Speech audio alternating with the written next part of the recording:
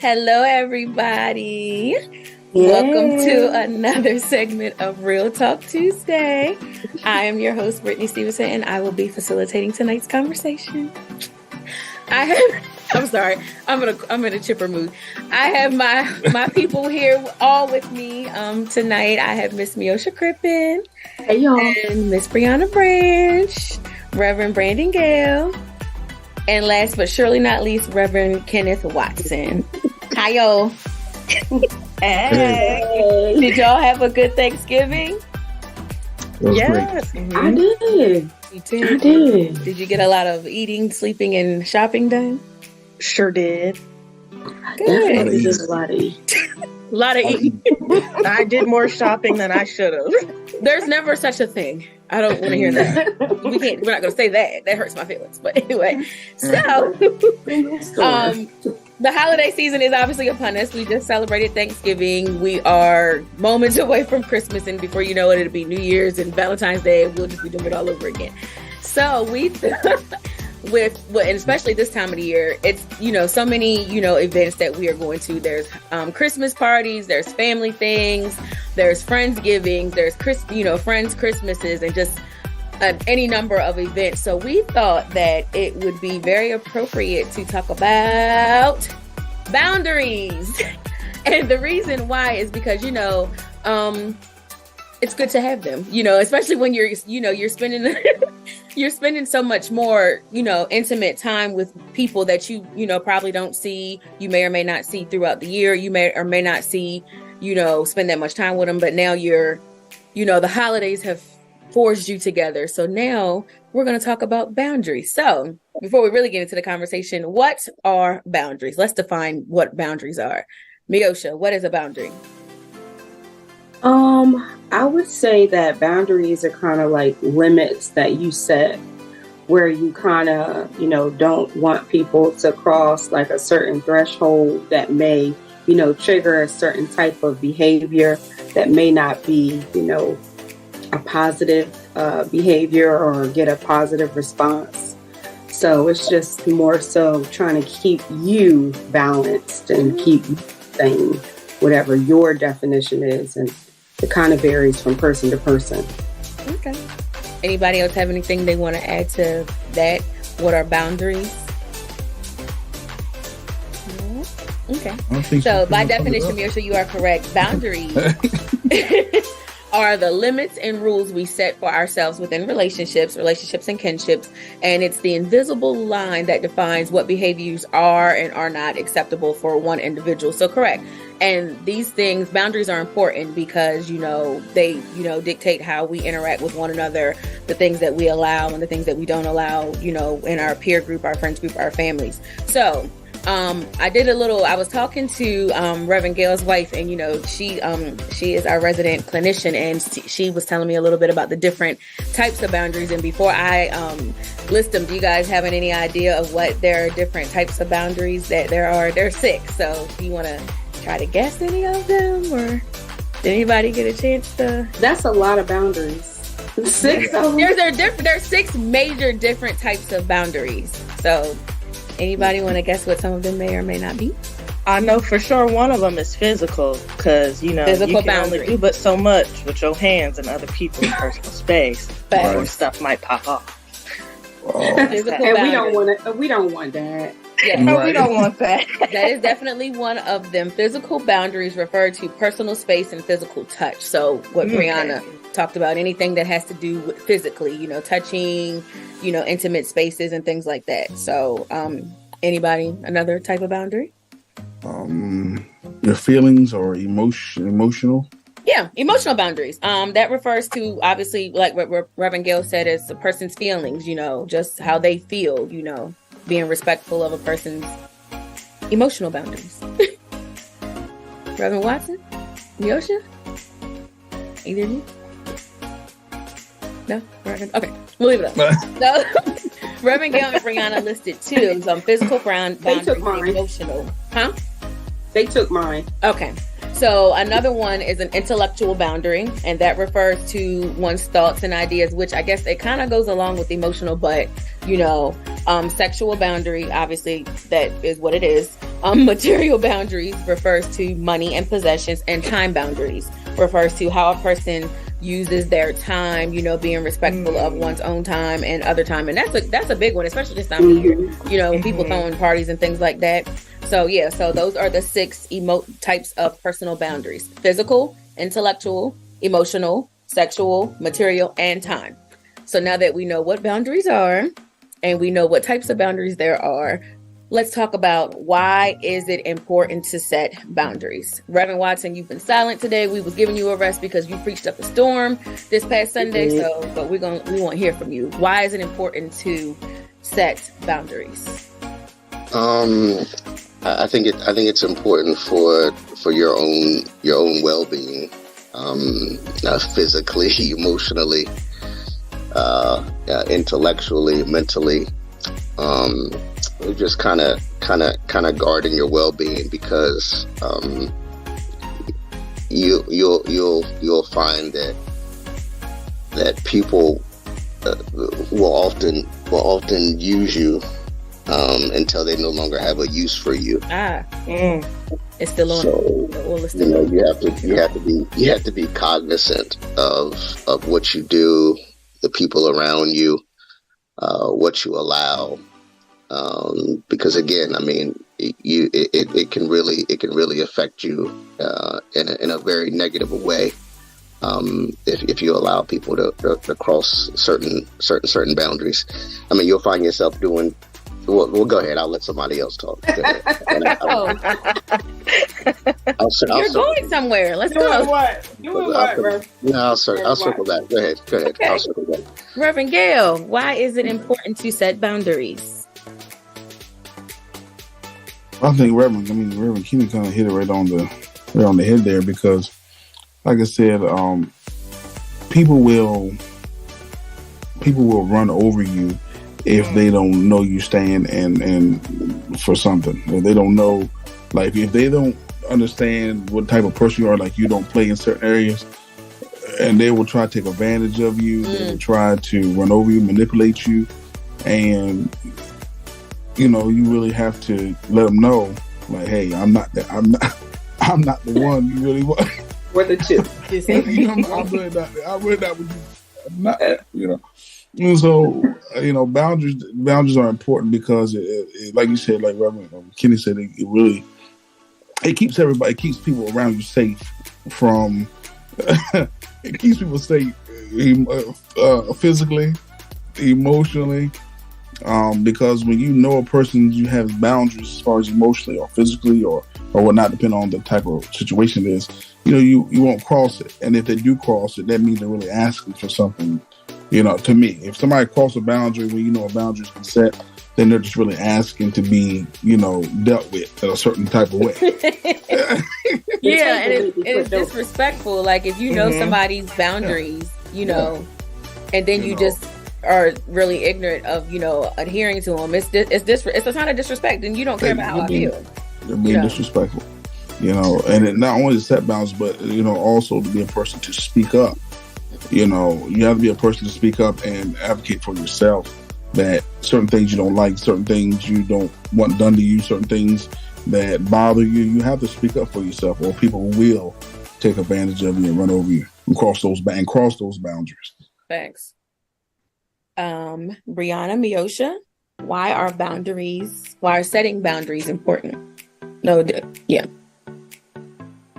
Any other? I guess I don't know if there's much else to add. I guess to agree with what's been said already. They set the tone of how people are going to treat you, or maybe not going to, or how you want to be treated by people. Because as we mentioned, like people might not always adhere to those boundaries, but they set it up. They're like, this is what I like. This is what I can handle. This is what works for me. Like, please act accordingly. And if you don't have those in place, then, Yeah.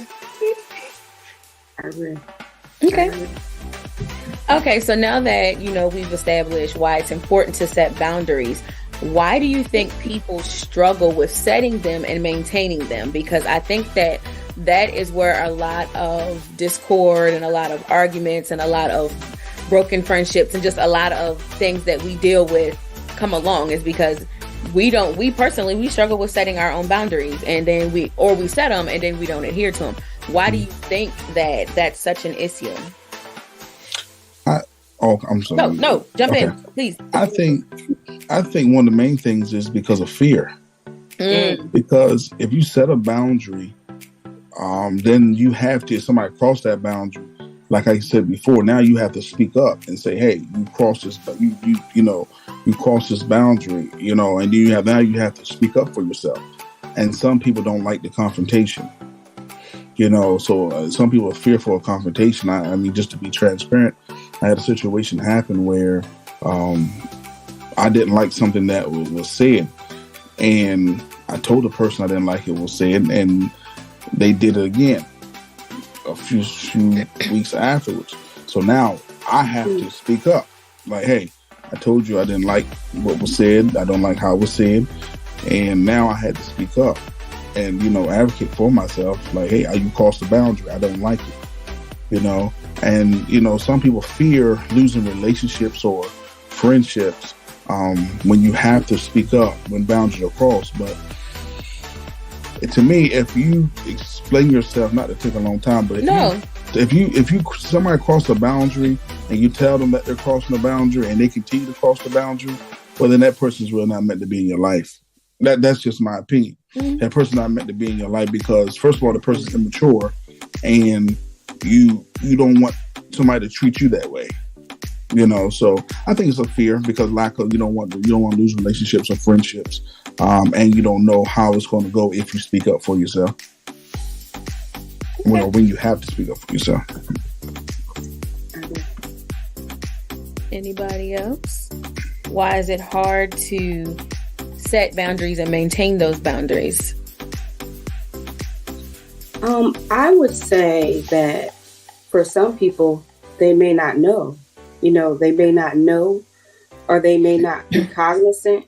Some people are used to being treated a certain way. Everybody's normal is different. Everybody's normal looks different. Some people are used to being treated a different way. And what looks normal to me might not be normal to somebody else. So I feel like sometimes people may not know what boundaries to set. And I also feel like as you get older, it's something that you realize you have to establish. And I associate that with respect and with expectations as well. Like, I feel like the people in my life know what to expect from me. They know how I'm going to respond. So, you come a certain way. So I feel like when you establish that, and people know what to expect, then things are different. But everybody doesn't know how to do that, and they may not be aware of that. And I think that's kind of where, discourse kind of happens. Excuse me. Anybody else?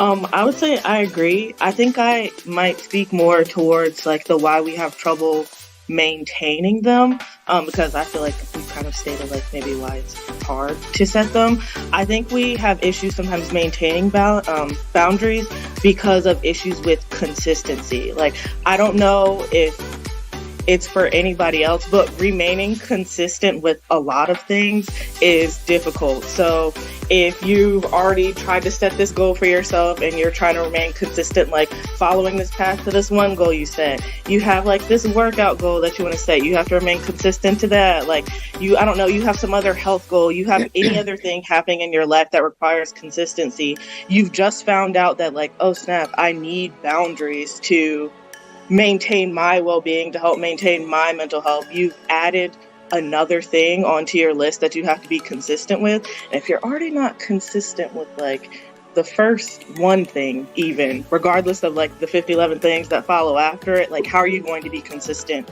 with this new thing? So I feel like it's an issue with like having to build up like, okay, I have to keep maintaining this. Like this is something I have to keep like standing on business on, like, and that can be difficult. And so I feel like that's also why you have some issues maintaining the boundaries you set. Yeah, I can agree with all of what was said. It's just this, and like Brianna said, consistency. because, you know, sometimes you'll be like, oh, you know, you'll say something, and then, you know, then the other, you'll set a boundary, someone won't adhere to it, and you'll check it, and then eventually you're like, you know what, screw it, I've been, you know, and so you'll just let it go. And it's like, no, stick to that. You know, and clearly if you have to keep telling the same person over and over again, obviously you're supposed to forgive and allow grace period, but some things, it shouldn't be that challenging, you know, like Reverend Gail said. So believe it or not, so my name is Brittany, obviously I've stated. There are certain, I'm not a nickname person. I have a nickname for everybody, but I don't like Britt. I can't stand it. There are certain people who, you know, I won't say anything to because they've called me that since I was knee high from a grasshopper. And then, but now that I'm older, you know, like people who I'm meeting in life now, it's like, oh, they'll be quick. Hey, Britt. No, we're not doing that.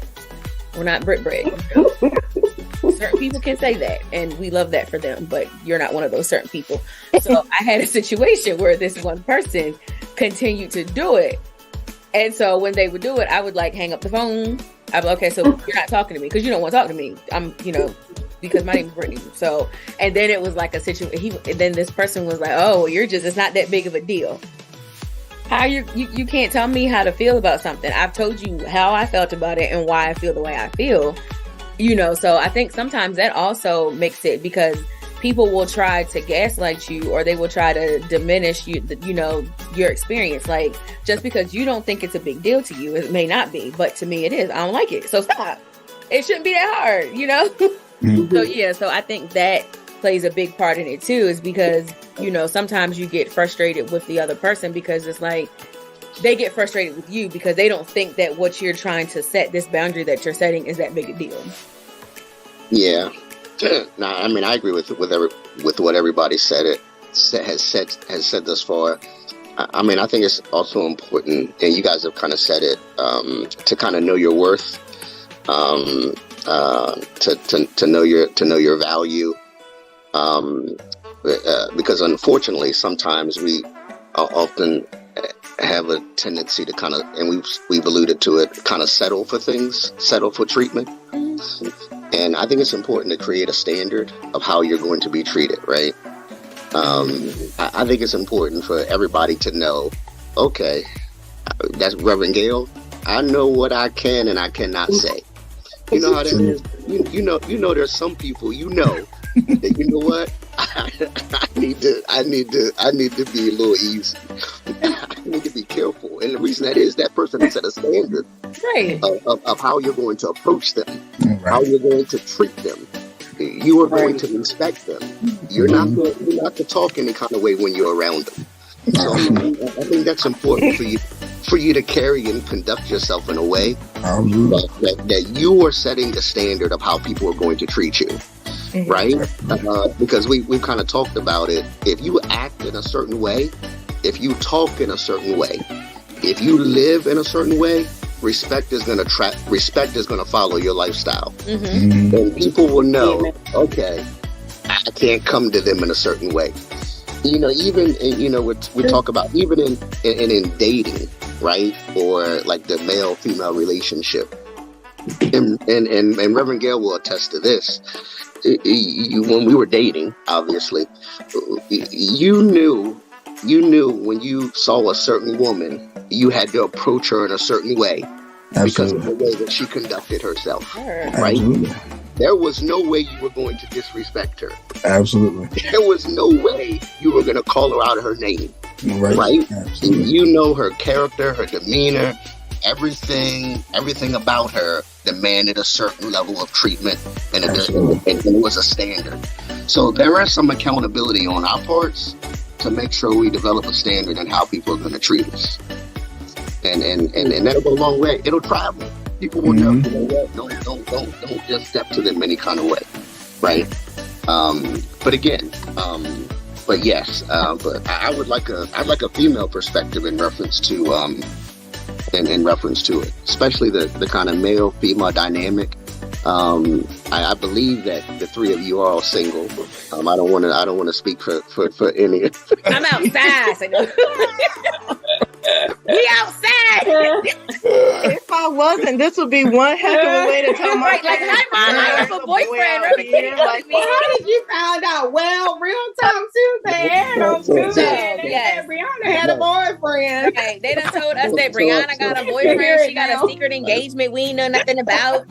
She living her best life. Your own people. It be your own people trying to put you out. Oh my God. Listen, I saw too much of that. Like, people, not to segue, but people's videos for Thanksgiving have been hilarious. Like the grandmothers that's been laying the people out. But yes, lack of boundaries. But how do you handle boundaries dating in 2023? Listen, at this point, I'm just waiting for Jesus to come back. No, jokes off. What Reverend Kenny said about people not approaching you. So I always I didn't even want to speak to you because you just seem stuck up. Why? And then you'd hear, just because you weren't out, that you weren't doing this and you weren't doing it. So because I wasn't being ratchet and because I was sitting over here drinking my water, minding my business, as Beyonce says, I don't, I can't be fun. I can't be, I'm very approachable and I'm a talker. I love to talk. I want to hear. Tell me what your favorite color is. I'm trying to figure out why this is your favorite color. Like, I'm here for all of that. So, but like Reverend Watson was saying, I guess that, and it's a good thing, that your overall aura demands a certain level of respect to the point where people who aren't ready to rise to that occasion automatically disqualify you. You get disqualified because, you can't come up to me. What's up, shorty? Who's that? My name is Brittany. Nice to meet you. You can't come up to me or, acting all weird and stuff like that. Like I said, I'm very approachable. I'm, very friendly, like to talk. I'm always here for new friendships and new kinships and new whatever, that's one thing that I had to learn to adapt to, because before I was not, but now it's like, yes, let's new friends, new interactions, but still I'm gonna respect you. So, let's be respectful. We're grown. So yeah, so I can definitely agree with what Reverend Watson was saying, as far as dating, it's difficult. But setting a boundary, because then you disqualify yourself by you self-disqualify. But that's a good thing, because when you're not asking for too much, you're asking to be respected and to be treated like the adult woman that you are. That's it. So that was well put. What happened? I said that was well put. That was good. I think that was perfect. I would say even after, like, they say that they do feel like they can approach, because I too have gotten well, you look mean and you look a little intimidating, so I didn't want to step. Okay. But, That's because I'm not on your level. I'm up here, sweetie. But once you get past that, there are boundaries, that you have to set in place while you guys are talking, like once you are getting to know each other. And it can get a little difficult in that area too, because if you have too many of them, then you're strict and you're doing too much, and then that wants to be the end of everything, which I guess that also is a testament to why we have a hard time maintaining and setting boundaries, because if this is something you're gunning for marriage, you want a relationship, you don't want to keep hearing oh, my boundaries are too much, oh, I'm being too strict, maybe I should relax on them a little bit, because otherwise I'm never gonna find anybody. But and God's grace is sufficient. Don't I was gonna say, but don't do this. Right. So you start. Right. So you're saying you start to compromise. Yeah, you start to compromise, because you're thinking oh no, if this is always what it's going to end up being, maybe there is something wrong with the way I'm approaching it. That scarcity mindset, it really do start to creep in a little bit when you start putting up boundaries and actually standing on them, implementing them, and making sure that people are respecting them. You do start to get hit with that scarcity mindset, ooh, maybe I should step back, because there were 3 and now there's maybe half of one. Now what do I do? Half of one. Yeah. That's crazy. So Milsha, do you have anything else to add from the female perspective of that? Do you have anything else you want to throw in? No. I think y'all have said it. You sounded so defeated, yo. The reason why I asked that is because so defeated. No, I just will say that Listen, that peace is priceless. yeah, Okay. we ordered a new set of men, y'all. They'll be here in 2020. So God is gonna bless us real good. But anyway, the reason why I wanted to say that is because Brianna just, for my next question, do you think that there is such a thing as too many boundaries? She said something about sometimes, the reason why we start to move away from the standards or the boundaries that we set is because we feel like we've met people, we've met this one, now we've met that one, and they're all saying, oh, you're too up here, you need to come down here more. Is there such a thing as too many boundaries? Is there? I mean, Reverend Watson, you look like you want to say something. I want to hear what y'all have to say. No. I need to hear from y'all. I think maybe, but it's like very case dependent, I would say. Like if the amount of boundaries, I guess, and like the type of boundaries that you're setting are making you like complacent, then maybe I would say that that's like too many boundaries, because the ultimate goal should be growth. But if you're like setting these things in place, not for like, this is for my mental well-being, this is to like, make sure my peace is good and to make sure people are respecting me, but you're setting them up because like you're scared that something might happen if you don't have a particular thing. Like I feel in that case, it stops becoming like a boundary and that becomes like a wall. And then that's like, tricky territory to get into. But I feel like that's when I would say that maybe there's too many boundaries, when like they make you stuck. Like when you're just in this like very scared mindset where like I have to have all this in place, otherwise nothing's ever going to go right. And then you just stop growing from there. Then I would say that's maybe too many boundaries. And maybe you stop standing on business just like a little bit. Like, I don't know. Okay. I hope that makes sense. Like, I hope that translates well. It did. I think it depends. It depends on the boundary. So, some of the 6 that you stated, you did, yes. Some of the certain boundaries, you have to, right? We're living in a world now. You have to be very careful, and you have to take every necessary precaution. So certain boundaries, yes, I don't think there are too many. And then there's others. I like what Brianna said.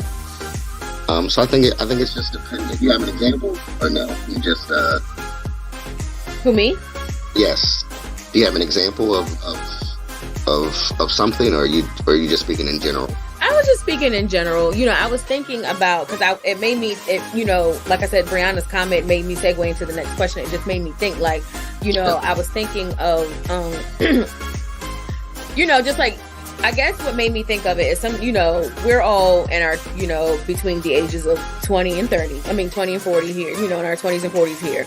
And so now that we are these adults and that, were once these kids, and, certain things that people said and did when we were kids, now it's like, you see people that are teenagers and they're setting these boundaries with their parents and with their families and things like that. And that's what made me think of everything, because, like I said, with the holidays, you're spending more time with people, you're spending more time with family. And so now it's like, grandmom can't say to you what grandmom used to say to some of us, you know what I'm saying? Like that, these young people, that are younger than us, teens and even early 20s, they don't tolerate a lot of the things that we, tolerated or allowed. And does that mean that we lacked boundaries, or that they just have too many? So I guess that's where my question came from. Like you can't say to them, oh, when you gonna get married, when you having a baby? People were asked that question all the time. As soon as you turn 21, when you gonna have a baby? Can I vote? Can I go vote? Can I finish school? Can I buy a drink? Well, like, can I do something else besides have a baby? Now it's like, you're afraid, now it's like these, younger people, because we're still all young, very young pew. These younger people are like, no, that's a line. And, you know, for me, it's like, you know, if someone asked me that, I would respectfully tell them to mind their business. But I mean, you know, but like these people now are just, that's like a game changer. I ain't coming around my family because my grandma's going to ask me when I'm getting married, you know, so that's why I brought up that question. Like, is there such a thing as too many boundaries? Like, did we not have enough boundaries? Or do they have too many boundaries? Or, you know, I guess that's... I feel like sometimes they don't even have enough when it comes to boundaries. And some of the things that I've seen, like, over the years, you know, they say that music influences the culture. And I would say that it's definitely music. And this internet has driven people crazy, you know, and I feel like some people should have a few more boundaries. You know, we're just in a tough situation, especially, you know, with our young people and the things that they are privy to at such a young age. And I think that, you know, as, you know, older people, you know, in the family, it's important that they know what boundaries are and that they should be set. Because if you let them, you know, tell it, they listening to all this crazy music, you know, girls are supposed to go out and do everything they're supposed to do to get what they want or get what they need or whatever. And that's just not how that is supposed to work, you know. Mm-hmm. So I think we have to start catching them early, you know, and letting them know what boundaries are and that they should be set and that is not the expectation and they shouldn't have it. So, yeah, that's my 2 cents for that. Yeah, I'm going to say, just to comment on what you were saying, Brittany, about as far as like the older people asking questions and things like that. I think there is, I think some of these young people are just a little bit too sensitive, you know, because, and yeah, young people are sensitive because, you know, older people are going to be that's that generation. They're going to be that way. I don't care. You can set how many boundaries you want, but there's also a way that you can respond. You can respond respectfully. You know, they do ask you something or ask to be, you know, something, you know, offensive, you know, to you or whatever that. You just, you know, just respond back in a certain way. But, you know, it shouldn't make you want to go crawl up in your bed for 7 days and, you know, put a cover over you just because they ask you when you have a baby and you ain't thinking about it. You know what I'm saying? I just think sometimes some young people are just like really sensitive and can come off with more so an attitude. But you have to understand the generation they're from. That's what they're going to do. So you have to understand that's what they're going to do.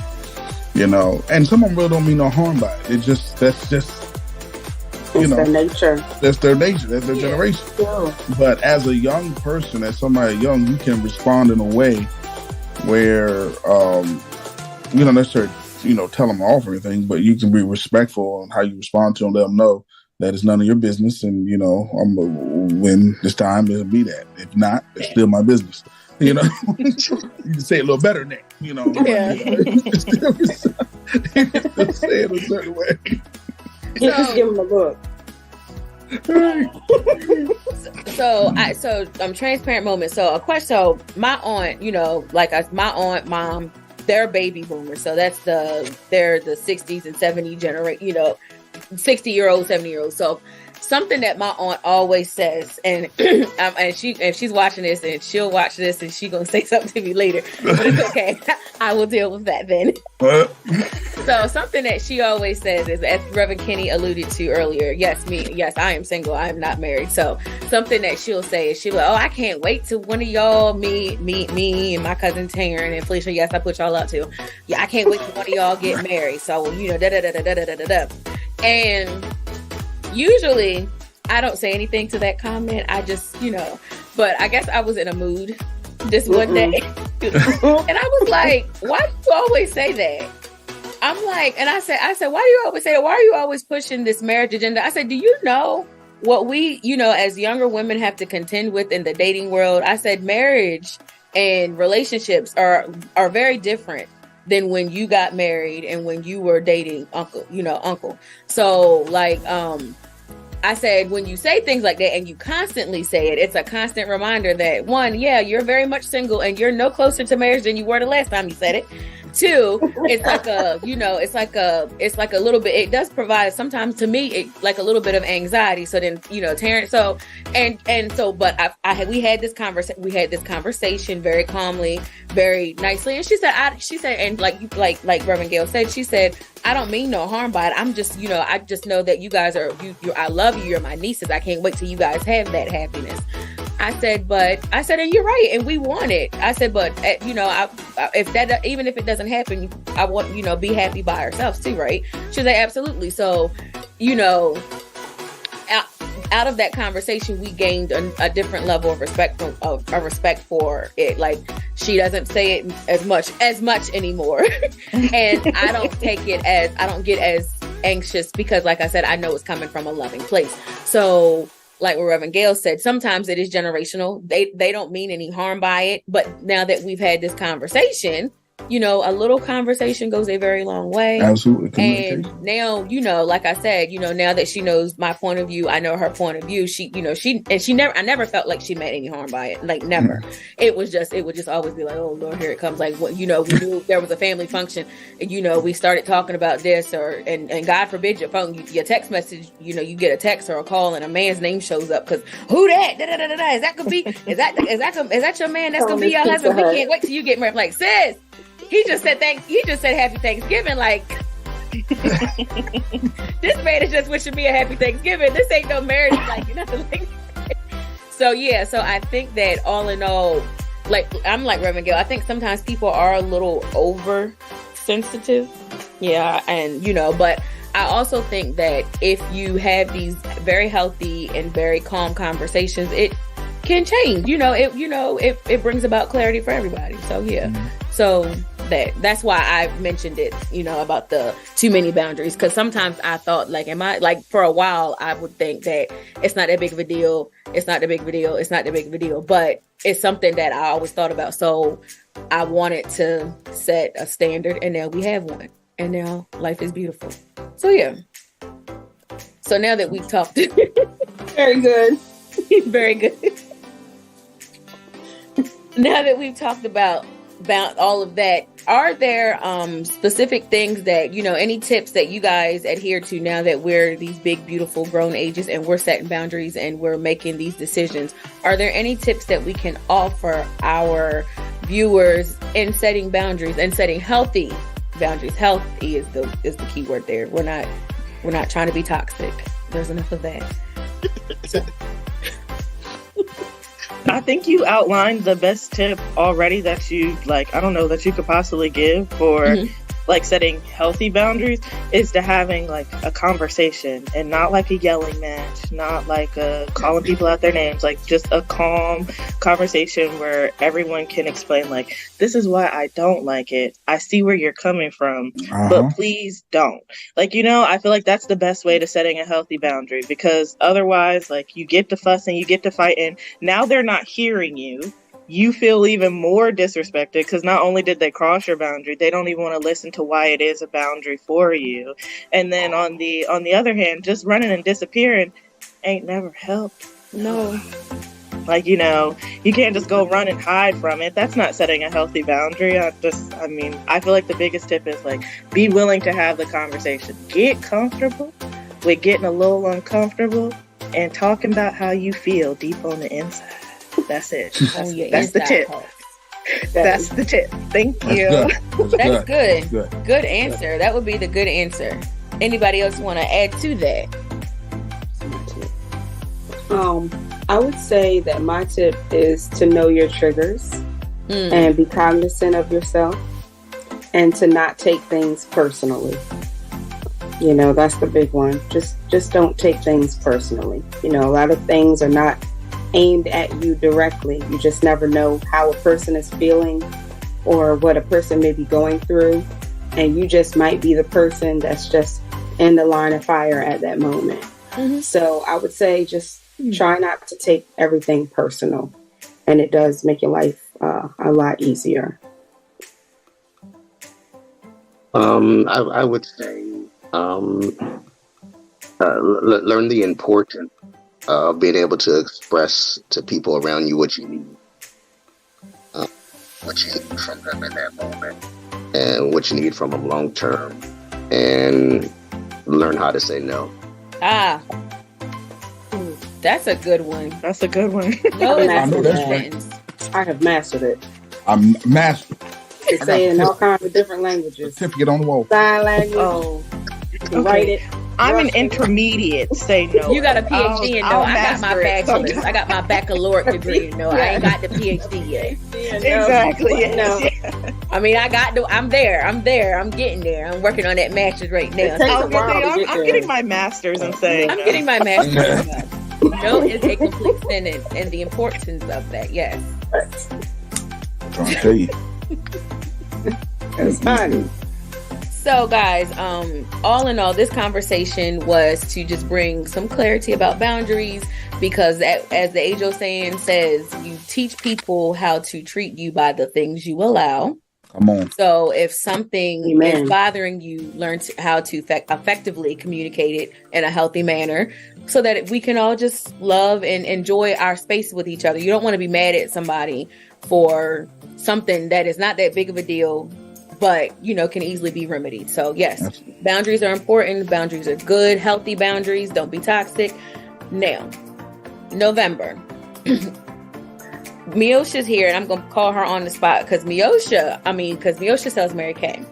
Yay! She is a Mary Kay consultant. And November is National Healthy Skin Month. Did you guys know that?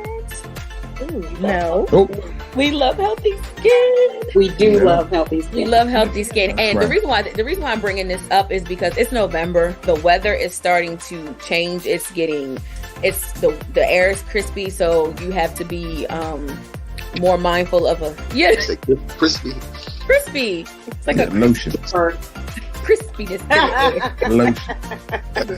It's a little drying out there. Yeah.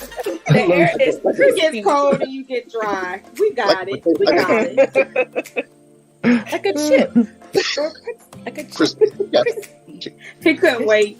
I know. Oh my god! Now he fried me up. So yes, the see, I can't even talk. Yo. The atmosphere. Let's use that word. The atmosphere is shifting. So, Miosha, do you have any tips for us that can help us make sure that we keep our skin winter ready, so that we can keep the beautiful melanin glistening and shining? One thing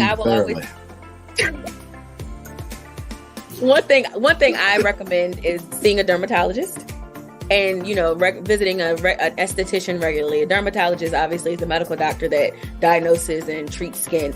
Esthetician helps keep things clean. You can go and get a facial and all of that.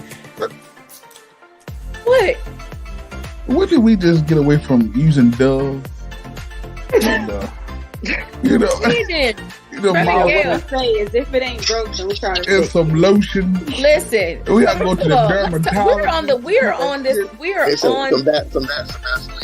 First of all, Vaseline. Vaseline is not good for people who have acne-prone skin. It will plug your Stop it. pores. It will make them worse. That's You know why what? I said go to a dermatologist. I found that out. When the air would get crispy, I would put Vaseline on, and then I would start to pimple. I never knew that. She was like, "Oh my God, you're putting Vaseline on?" I was like, "Yeah, girl. That's what because that's old school." And she was like, "No, you have acne-prone skin, so you need things that dry you out, but still add moisture." So I had to go get a whole. I know it's crazy, right? So I had to go get a whole new skin regimen. I was using all kinds of products. I had serums, and I had niacinamide and all kinds of things. And she was like, "Oh no, this isn't for you. You can't It use sounds painful. Hey, no, When your, It costs your to be face is beautiful, not honey. right, you gotta pay the cost to be boss." My God. So now, like I said, I went to a dermatologist, and she pretty much just trashed my skin regimen, which is fine. And she gave me new things to use, and now we have what's going on. So Miosha, give our viewers some light and fluffy tips that they can use to get through these winter months until the sun shines again and we can go back outside and get that good vitamin D. well, I always say you never get a second chance to make a first impression. And your face is the first thing that people see, and you should take care of it.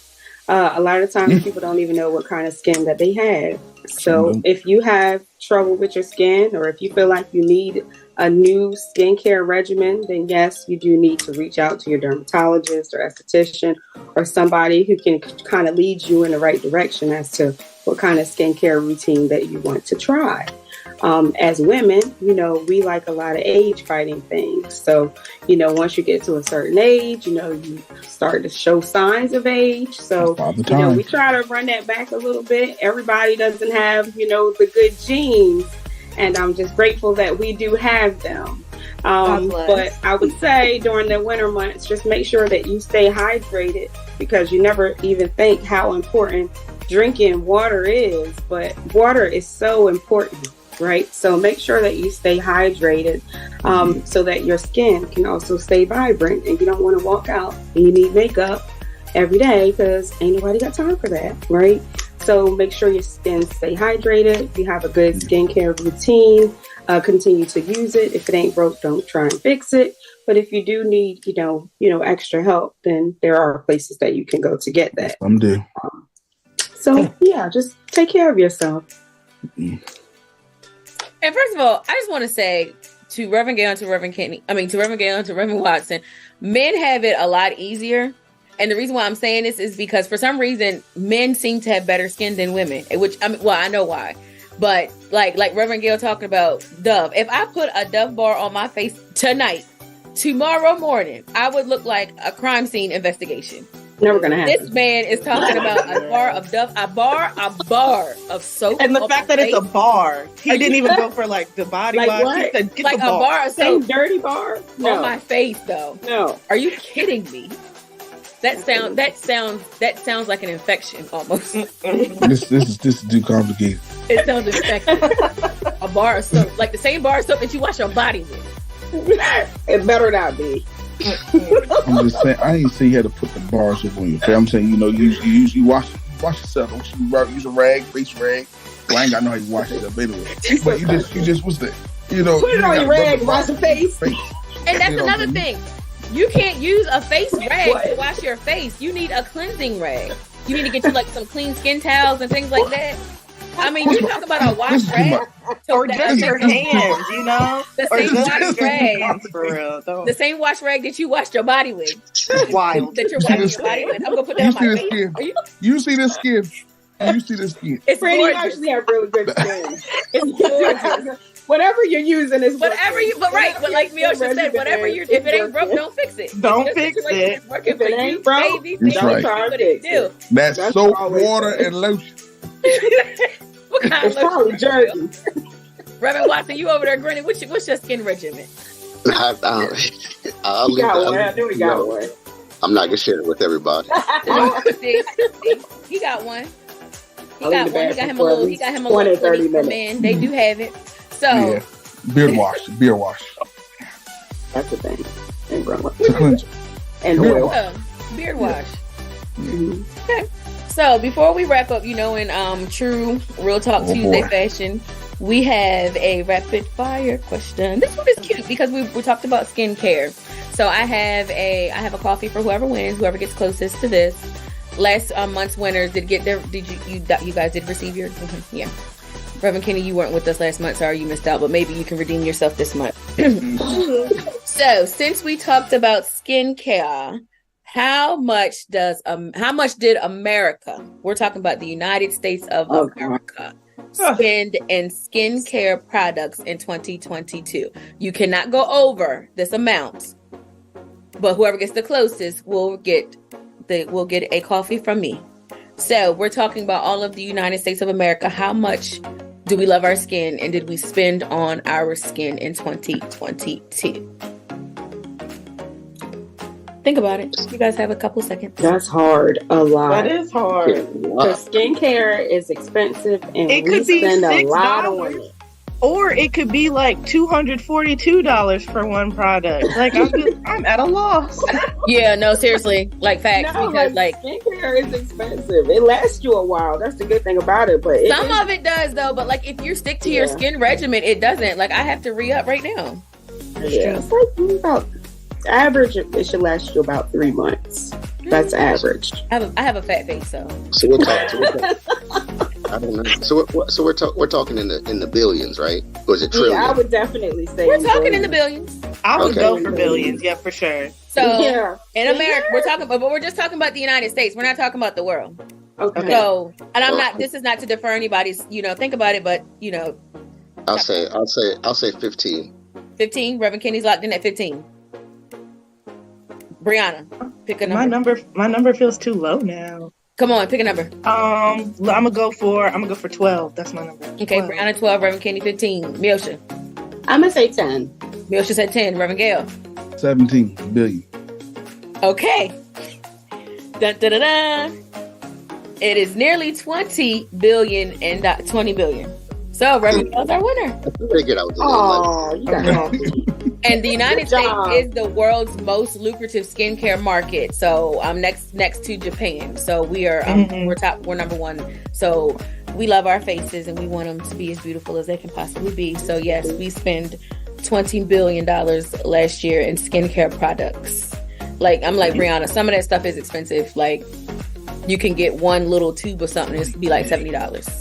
When Ulta be giving you the test, they'd be like, girl, you need this cream. You go look it up. And it's by some designer, something who puts gold flakes in it. And then they say, it's $300 for this 1 ounce jar. But it's like, why do I need gold flakes though? Yeah, like, what do I need gold flakes Can I get for? it flakeless? Can I get the flakeless version? Here, let me take them out. Or 10.99. Now. Can I get the flakeless version of that? Because that's a good product. But Y'all got a gold Food on my Line brand? right. Do we get the Walmart brand of this? Because so yes, Great value. Gail is our winner. He got the closest to it. Be on the lookout Good job. for a coffee from me. Yay! Thank you. Thank you all for joining us tonight. We have enjoyed our conversation about boundaries and about skincare. We hope that you all enjoyed your Thanksgiving and that you are not stressing yourself out too much Christmas shopping because Jesus is the reason for the season. Amen. Have a good night, everybody. See you next Have a good night, everybody. See you till next time. See you next time.